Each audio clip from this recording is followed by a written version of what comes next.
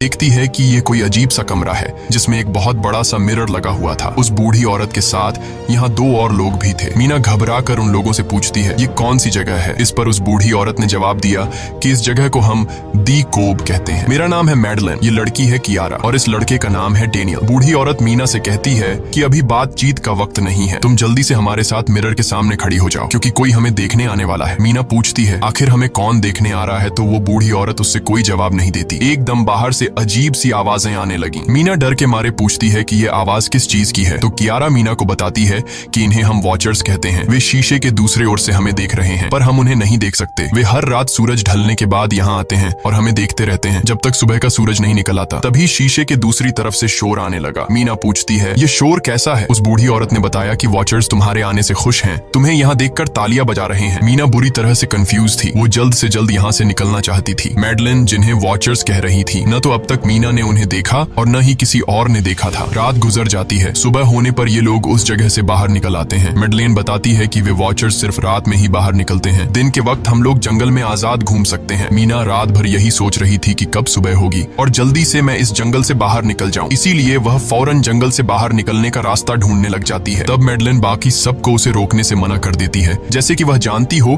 कि मीना इस जंगल से बाहर नहीं निकल सकती और वह जरूर वापस आएगी। बस मीना को जाते हुए मैडलिन बताती है कि तुम्हारा यह फैसला अच्छा नहीं है, इस जंगल से बाहर निकलने का कोई रास्ता नहीं है। रात होने से पहले हमें इस घर में वापस आना पड़ता है, अगर तुम लेट हो गई तो तुम अपनी जान से हाथ धो बैठोगी। मीना किसी की बात नहीं सुनती और अपने पैरट को लेते हुए तेजी से आगे बढ़ती है। थोड़ा सा आगे बढ़ने पर उसे वहीं पॉइंट ऑफ नो रिटर्न वाला साइन दिखाई देता है। उसे देखकर वो घबरा तो गई लेकिन उसने हिम्मत नहीं हारी और सूरज को देखकर सूरज की डायरेक्शन में आगे बढ़ती रही, पर जंगल से निकलने में कामयाब नहीं हो सकी। आगे चलकर रास्ता ही खत्म हो गया। मीना ने देखा कि वो एक पहाड़ के टॉप पर खड़ी है जहाँ से आगे दूर दूर तक जंगल के सिवा कुछ भी नहीं था। इसीलिए वो मायूस होकर नीचे बैठ जाती है। तभी अचानक उसके कंधे पर किसी ने हाथ रखा। वो डर गई और जब उसने पीछे मुड़कर देखा तो वो बूढ़ी औरत मैडलिन थी। यहाँ मैडलिन उसे हौसला देती है और कहती है कि सिर्फ तुम ही नहीं जिसने यहाँ से निकलने की कोशिश की और हार गई, हम भी तुम्हारी तरह ही हार कर यहाँ रुके हैं। यहाँ से बाहर निकलने का कोई रास्ता नहीं, चलो मैं तुम्हें कुछ दिखाती हूँ। मैडलिन मीना को जंगल की तरफ लेकर जाती है। मैडलिन मीना से कहती है ये जंगल एक शिकारी है और हम सब उसका शिकार, अगर जिंदा रहना चाहती हो तो हमारे साथ ही रहो। मैडलिन उसे पॉइंट ऑफ नो रिटर्न वाले काफी सारे साइन बोर्ड दिखाती है जो कि जंगल के चारों तरफ गोल घेरे में लगे थे और उनके बीच में था उनका कमरा। मैडलिन बताती है कि यह हमारे घर से आधे दिन के फासले पर लगे हैं, अगर इसे आगे गई तो वापस लौटना मुश्किल हो जाएगा, इसलिए कभी भी यह तुम्हें नजर आए तो तुम इन्हें इग्नोर मत करना। मीना पूछती है ये सब किसने बनाया, तो वो जवाब देती है ये एक प्रोफेसर ने बनाया है, लेकिन अब तक उसे किसी ने देखा नहीं है। अब रात हो जाती है, ये लोग वापस उस घर के अंदर आ जाते हैं। हर रात वॉचर्स उन्हें देखने के लिए आते थे। आज कियारा नामी लड़की उनके सामने डांस करती है और कहती है ये सब उन्हें पसंद है। ऐसा नहीं था कि इन चारों को हर रात वॉचर्स के सामने खड़ा ही रहना पड़ता था। ये लोग जो चाहते वह कर सकते थे, बस ये लोग उनकी तरफ अपनी कमर नहीं कर सकते थे। ऐसा करने पर वो लोग बहुत ज्यादा गुस्सा हो जाते थे। रात में तो उन्हें सिर्फ वॉचर्स का मसला था, लेकिन दिन में भी उन्हें बहुत मुश्किलों का सामना करना पड़ता था। ये लोग जंगल से हर रोज अपना पेट भरने के लिए कुछ न कुछ शिकार करके लाते थे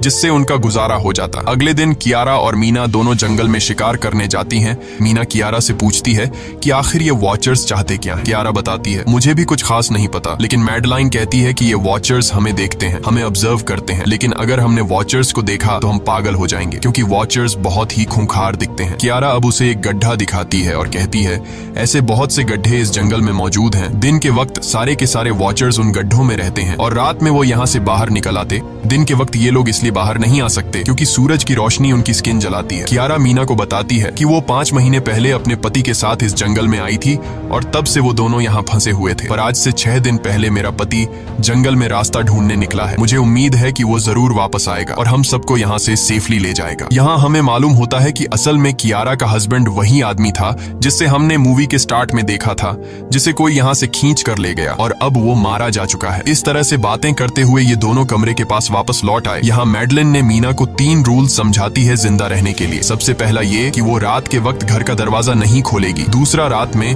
वो आईने की तरफ अपनी कमर नहीं करेगी और तीसरा ये कि दिन के वक्त वो उन गड्ढों के पास नहीं जाएगी और जितना हो सके रोशनी में रहेगी। जब तक तुम इन रूल्स को फॉलो करोगी तब तक तुम जिंदा रहोगी। लेकिन मीना को मैडलाइन की बातों पर बिल्कुल भी भरोसा नहीं होता। अब उस रात मीना इन वॉचर्स के बारे में जानना चाहती थी, इसीलिए वो शीशे के साथ कान लगाकर आवाजें सुनने की कोशिश करती है। जब उसे कुछ सुनाई नहीं देता तो मीना को मैडलिन की बताई गई वॉचर्स की बातें फेक लगने लगती हैं। इसलिए वह रूल्स को तोड़ते हुए अपनी कमर को शीशे की तरफ करके सो जाती है और ऐसा करने पर इन वॉचर्स को गुस्सा चढ़ जाता है। वो लोग जोर जोर से उस शीशे को मारने लग जाते हैं। शोर से मैडेलाइन भी उठ जाती है और वह जल्दी से मीना को शीशे की तरफ खड़े रहने को कहती है और तब जाकर वो वॉचर्स का गुस्सा शांत होता है। यानी जब इंसान वॉचर्स को अपनी पीठ दिखाते हैं तो वह उसे खुद की इंसल्ट मानने लगते हैं। ये रात भी गुजर जाती है और अगले दिन मीना डेनियल के साथ शिकार पर निकलती है। वो डेनियल से पूछती है, क्या आज तक तुमने किसी वॉचर को देखा है? जिस पर डेनियल ने जवाब दिया कि मैंने भी आज तक वॉचर्स को नहीं देखा और जो भी वॉचर्स को देखता है वो जिंदा नहीं बच पाता। तब मीना डेनियल को समझाती है कि मुझे लगता है कि ये सब मैडेलाइन की बनाई हुई कहानियां हैं जिसके अंदर वो हमें फंसा रही है। हमें जरूर उन गड्ढों को जाकर चेक करना चाहिए, शायद हमें यहाँ से बाहर जाने का कोई रास्ता मिल जाए। डेनियल भी यहाँ रहकर बहुत ज्यादा तंग हो चुका था और वो भी किसी तरह से रास्ता ढूंढकर इस जंगल से भाग निकलना चाहता था। इसलिए वो मीना की बात मान लेता है और वो दोनों गड्ढे के पास पहुंच जाते हैं। अब मीना अपने आप को रस्सी से बांधकर इस गड्ढे के अंदर उतरती है। रस्सी का दूसरा सिरा डेनियल ने पकड़ा हुआ था ताकि अगर मीना को कुछ भी हो वो जल्दी से मीना को बाहर की तरफ खींच ले। मीना नीचे गड्ढे में पहुंच जाती है जहां उसे बहुत सारा इंसानों का सामान मिलता है। मीना उस सामान को इकट्ठा कर लेती है। ये सारा सामान उन लोगों का था जो जंगल में वॉचर्स के शिकार हो चुके थे। डेनियल रस्सी के सहारे कैमरा, साइकिल और जरूरत का सारा सामान को बाहर ले आता है। मीना अब नीचे इंतजार करती है कि डेनियल कब रस्सी नीचे फेंकेगा और मैं ऊपर चली जाऊंगी। और इससे पहले कि मीना उस गड्ढे से बाहर निकल पाती, उसे गड्ढे के अंदर किसी के आने की हलचल सुनाई देती है। मीना जल्दी से डेनियल को रस्सी नीचे फेंकने की आवाज देने लगती है, लेकिन तभी मीना को पकड़ने के लिए एक वॉचर का हाथ बढ़ने लगता है। पर मीना धूप में खड़ी थी, इसलिए जब उस वॉचर के हाथ पर सूरज की रोशनी पड़ी तो उसका हाथ जलने लगा। इतने में डेनियल ने नीचे मीना के पास रस्सी फेंकी और मीना फौरन जल्दी से बाहर निकल आई। मीना पूरी तरह से डर गई थी। ये लोग उस सारे सामान को लेकर अपनी सेफ हाउस में आ गए जहां मैडेलाइन ने उससे पूछा, ये सामान तुम्हें कहां से मिला? ये लोग झूठ बोल देते हैं कि ये सामान उन्हें इस जंगल से मिला। मैडेलाइन को इस जंगल में रहते हुए बहुत अरसा गुजर चुका था। वो जानती थी कि ये सामान उसे जंगल से नहीं बल्कि एक गड्ढे से मिला होगा। वो मीना से पूछती है, बताओ तुमने गड्ढे के अंदर क्या देखा? लेकिन मीना उसे कुछ नहीं बताती। ये लोग बहुत खुश थे कि आज रात ये लोग वॉचर्स को देख पाएंगे क्योंकि मीना को गड्ढे के अंदर एक कैमरा मिला था। डेनियल किसी तरह जुगाड़ करके उस कैमरा को टीवी के साथ अटैच कर लेता है ताकि ये लोग भी टीवी पर वॉचर्स को देख पाएं। मैडेलाइन बार बार उन्हें समझाती है कि ये तुम लोग गलत कर रहे हो, लेकिन ये दोनों उसकी एक बात भी नहीं सुनते। आज रात ये लोग वॉचर्स के इंतजार में बैठे थे ताकि उन्हें वो देख पाए, लेकिन काफी रात होने के बावजूद भी आज कोई वॉचर उन्हें देखने नहीं आया और अब कुछ देर बाद उनके साथ कुछ अजीब सा होने वाला था। ये लोग बातचीत में मसरूफ थे कि तभी उनका दरवाजा खटखटाया जाता है, यानी दरवाजे पर किसी ने दस्तक दी। उन्होंने जल्दी से टीवी की तरफ देखा तो वहां उन्हें इंसानी टांगे दिखाई दे रही थीं। बाहर जो कोई भी था वो कियारा के हस्बैंड की आवाज में बात कर रहा था और वो जल्दी से दरवाजा खोलने को कह रहा था। कियारा को लगा कि जरूर उसका हस्बैंड यहाँ से बाहर निकलने का रास्ता ढूंढ आया है। वो जल्दी से उठकर दरवाजा खोलने के लिए जाती है, लेकिन मैडेलाइन बीच में आकर दरवाजा खोलने नहीं देती। वो कहती है कि मैं जानती हूँ बाहर तुम्हारा हस्बैंड नहीं है, क्योंकि मैडेलाइन जानती थी कि रात के इस अंधेरे में कोई भी इंसान इस कमरे तक नहीं पहुंच सकता। लेकिन कियारा को मैडेलाइन की बातों पर यकीन नहीं होता और वो दरवाजा खोलने की कोशिश करती है, जिसके बाद मैडेलाइन कियारा से कहती है कि वो तुम्हें फंसा रहा है, तुम उसका इम्तिहान ले लो, तुम उसे कोई ऐसी बात पूछो जिसके बारे में सिर्फ तुम या तुम्हारा हस्बैंड जानता हो। कियारा बाहर खड़े हुए इंसान से एक किताब के बारे में सवाल करती है जिसके बारे में उसे पता होना चाहिए था, लेकिन जब बाहर खड़ा हुआ इंसान कोई जवाब नहीं देता तो ये समझ जाते हैं कि ये वॉचर ही है। ये लोग जब दरवाजा नहीं खोलते तो वॉचर उनके बाहर लगाए हुए कैमरा को तोड़ देता है और यहाँ हमें एक बात पता चलती है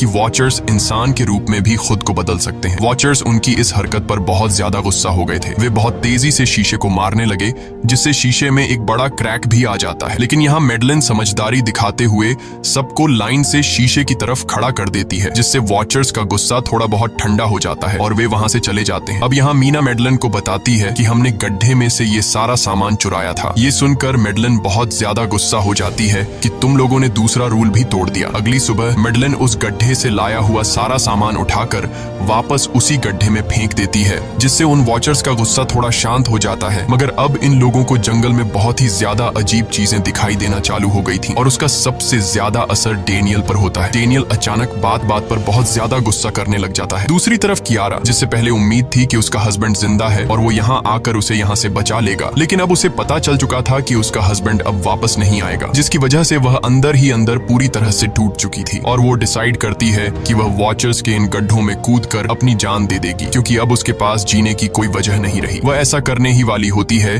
कि मीना आकर उसे बचा लेती है। इसी बीच हम देखते हैं कि डेनियल मैडेलिन की तरफ अजीब तरह से देख रहा होता है और वह गुस्से में आकर मैडेलिन को पेड़ के साथ बांध लेता है। डेनियल ने कहा कि अब मैं इस बुढ़िया के कोई रूल्स नहीं मानूंगा, अब यहाँ सिर्फ मेरी बात मानी जाएगी। अब रात होने वाली थी, इसलिए डेनियल कमरे की तरफ भागा और कियारा भी उसके पीछे भागी, लेकिन मीना मैडेलिन के पास आई और उसकी रस्सियां खोलने लगी। दूसरी तरफ डेनियल ने कियारा को लेकर कमरे का दरवाजा अंदर से बंद कर दिया और मीना और मैडेलिन को बाहर वॉचर्स के लिए छोड़ दिया। मीना और मैडेलिन डेनियल से दरवाजा खोलने के लिए गिड़गिड़ाते रहे। डेनियल से रिक्वेस्ट करते हैं कि प्लीज दरवाजा खोल दो, लेकिन डेनियल ने दरवाजा नहीं खोला। अब बाहर चारों तरफ अंधेरा छा गया और वॉचर्स के आने का टाइम हो गया, इसलिए अब मजबूरन उन्हें अपनी जान बचाने के लिए। अगर आपको ये वीडियो अच्छी लगी हो तो हमारे चैनल को सब्सक्राइब और वीडियो को लाइक जरूर कीजिएगा।